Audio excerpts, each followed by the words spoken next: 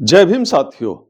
आज एक ऐसे मुद्दे पर बात करना चाहता हूं जिस मुद्दे पर मैंने कोई बात नहीं की अब तक, जबकि यह धीरे-धीरे बड़ा मामला बन गया। मैं बात करना चाहता हूं अनिल मिश्रा की। आप देखिए किस तरह जो है वह बाबा साहब डॉक्टर अंबेडकर को लेकर लगातार सोशल मीडिया पर बात कर रहा है, बयान दे रहा है। आप देखिए किस तरह ग्वालियर में जो है बाबा साहब डॉक्टर अंबेडकर की जो है तस्वीर जलाई गई। आपने देखा होगा सोशल मीडिया पर जो वायरल वीडियो है।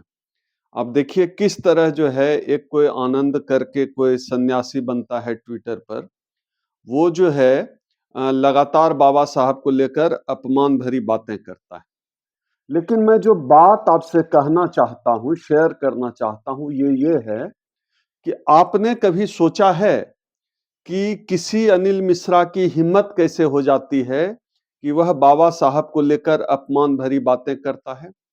क्या आपने कभी सोचा है कि किसी व्यक्ति की इतनी हिम्मत कैसे हो जाती है कि वह बाबा साहब डॉक्टर अंबेडकर की तस्वीर सरेआम जलाता है, उसका वीडियो बनाता है, वायरल करता है? क्या आपने सोचा है? मैं आपको बताता हूं। बिना सरकारी संरक्षण के, बिना सरकार की मदद के इस तरह का कोई भी कृत्य कोई नहीं कर सकता। कोई नहीं कर सकता। किसी की हिम्मत नहीं है कि बिना सरकार की मदद के इस तरह का कुछ कर सके। पहले तो करने की हिम्मत नहीं है और करने के बाद लगातार जो है वो इस तरह की हरकत करता है। हम सब ने देखा था किस तरह से जो है चीफ जस्टिस ऑफ इंडिया पर जूता तक फेंका गया है इस देश में। आप समझिए, बाबा साहब को आप ट्विटर खोल कर देख लीजिए, बाबा साहब को रोज अपमानित किया जाने का कोशिश किया जा रहा है। किस मानसिकता के हैं वो लोग? और जो लोग बाबा साहब डॉक्टर अंबेडकर को रोज सोशल मीडिया पर अपमानित कर रहे हैं, हर जगह अपमानित करने का काम कर रहे हैं, संविधान को लेकर जो लोग, देश के संविधान को लेकर जो लोग सोशल मीडिया पर गंदी गंदी बातें कर रहे हैं, कौन है वो लोग? उनकी राजनीतिक विचारधारा क्या है? इस पर कभी आपने बात किया है? जो लोग इस देश के संविधान के खिलाफ बात कर रहे हैं, वो किस राजनीतिक दल को सपोर्ट करते हैं? वो किस विचारधारा को सपोर्ट करते हैं? इस सवाल का जवाब क्या आपने खोजने की कोशिश की है? मैं कोई नई बात नहीं कर रहा। मैं बस पूछना चाहता हूं कि कौन है वो लोग जो बाबा साहब की तस्वीर जला रहे हैं? किस राजनीतिक दल के वोटर हैं? किस विचारधारा के समर्थक हैं? इस पर बात करनी पड़ेगी। और जब आपको इस सवाल का जवाब मिल जाए तब आप समझ जाएं कि इस देश में आपके प्यारे संविधान, जो बाबा साहब ने तमाम कुर्बानियों के बाद दी है, मैं संविधान को प्यारा संविधान इसलिए कहता हूं क्योंकि कम से कम मेरे लिए वह सबसे महत्वपूर्ण ग्रंथ है। मेरे लिए वह महज कागज का पुलिंदा नहीं है, कागजों का पुलिंदा नहीं है, बल्कि मेरे लिए इस देश का संविधान सब कुछ है। इस देश के संविधान ने मुझे जीने का अधिकार दिया।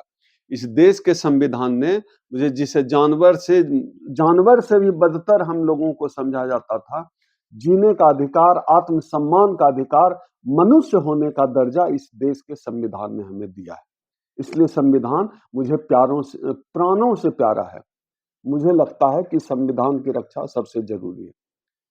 पिछले एक दशक में जो स्थितियां बनी है, जिस तरह से लोग लगातार संविधान के खिलाफ बोल रहे हैं, संविधान निर्माता के खिलाफ बोल रहे हैं, आप हिम्मत देखिए, सार्वजनिक तौर पर बोल रहे हैं, लगातार ट्वीट कर रहे हैं, उन पर कोई कार्रवाई नहीं हो रही।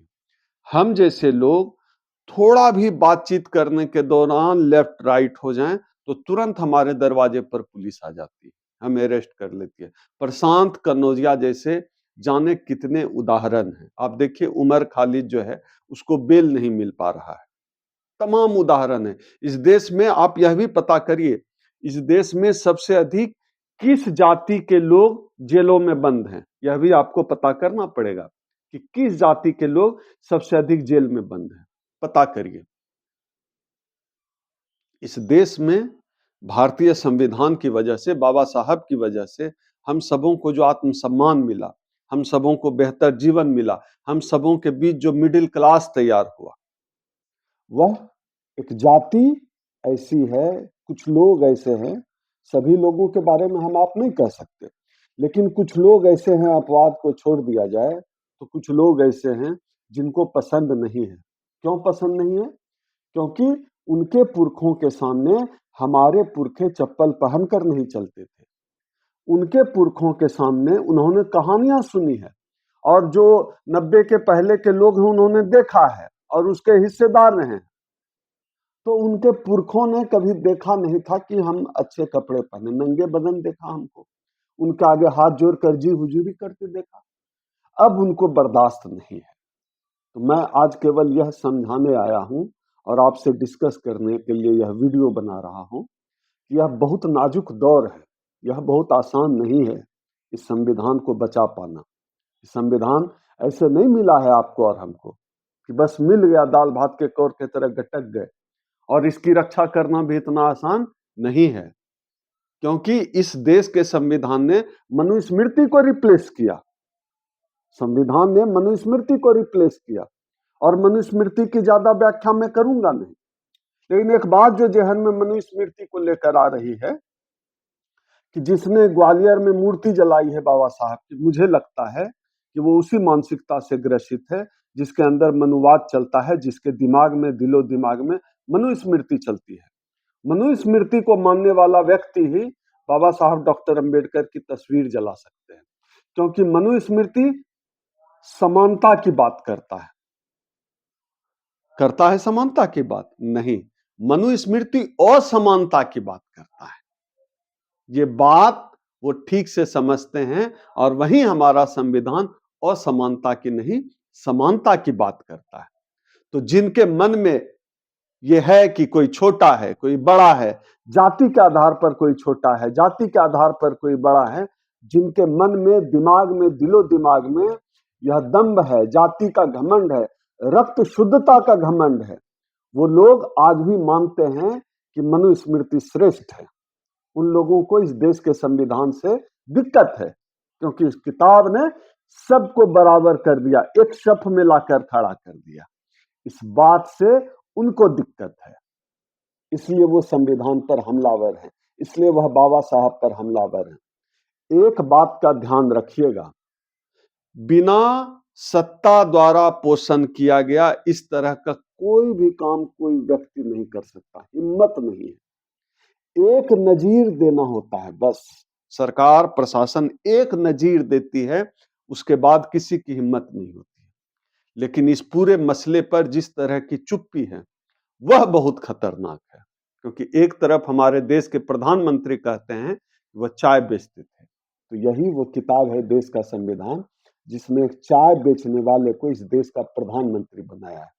इसलिए प्रधानमंत्री जी, यह आपका भी दायित्व है, यह आपका भी कर्तव्य है, इस देश के संविधान को बचाइए। इस देश का संविधान जितना मेरा है उतना आपका भी है, इसलिए संविधान की रक्षा करना आपका पहला धर्म होना चाहिए। और मुझे लगता है कि जो इस तरह का घृणित और घटिया काम कर रहा है कि देश का संविधान जलाए, बाबा साहब की तस्वीर जलाए, सोशल मीडिया पर संविधान के खिलाफ बात करे, मुझे लगता है कि उन लोगों पर कार्रवाई करनी चाहिए। आज के लिए बस इतना ही, और आपको अगर मेरी बात ठीक लगी हो तो आप मेरे चैनल को वॉइस ऑफ डॉक्टर ओम सुधा को सब्सक्राइब कर सकते हैं, लाइक कर सकते हैं, वीडियो को शेयर कर सकते हैं। और हाँ, आप इसमें कौन सी अपनी बात जोड़ना चाहते हैं, आप कमेंट बॉक्स में जरूर बताएं। आज के लिए इतना ही। जय भीम, जोहार।